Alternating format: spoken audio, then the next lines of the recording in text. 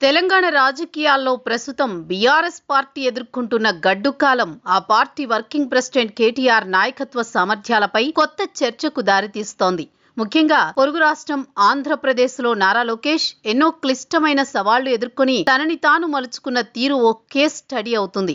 ఆయనను చూసి కేటీఆర్ తన రాజకీయ శైలిని మార్చుకోవాల్సిన అవసరం ఉందన్న అభిప్రాయం వినిపిస్తోంది.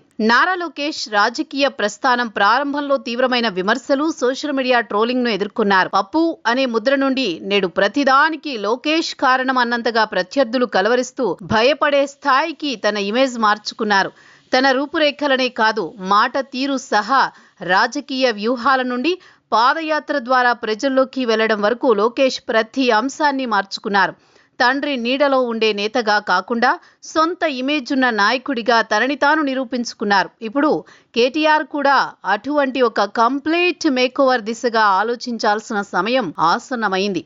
కేటీఆర్ అద్భుతమైన వక్త, పరిపాలనా దక్షకుడు అనడంలో సందేహం లేదు.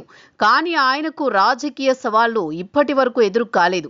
ప్రతిపక్షంలో ఉన్నప్పుడు రాజకీయ అవకాశాలను సృష్టించుకోవడంలో ఆయన తడబడుతున్నట్టు కనిపిస్తోంది. కేసీఆర్ ఆయనపైనే భారం వేశారు. కేసీఆర్ నమ్మకాన్ని భర్తీ చేస్తూ రేవంత్ రెడ్డికి అసలైన సవాల్ కేటీఆరే అనే భావన ప్రజల్లో కలిగించడంలో ఆయన ఇంకా పూర్తి స్థాయిలో సక్సెస్ కాలేదు. రేవంత్ రెడ్డి దూకుడును అడ్డుకోవడంలో కేవలం ట్విట్టర్ వేదికగా చేసే విమర్శలు సరిపోవని, క్షేత్రస్థాయిలో ప్రజలతో మమేకమవ్వాల్సిన అవసరం ఉందన్న అభిప్రాయం వినిపిస్తోంది. కేటీఆర్ పై ఇప్పటి వరకు ఒక రకమైన అర్బన్ లీడర్, హైటెక్ నాయకుడి ముద్ర ఉంది.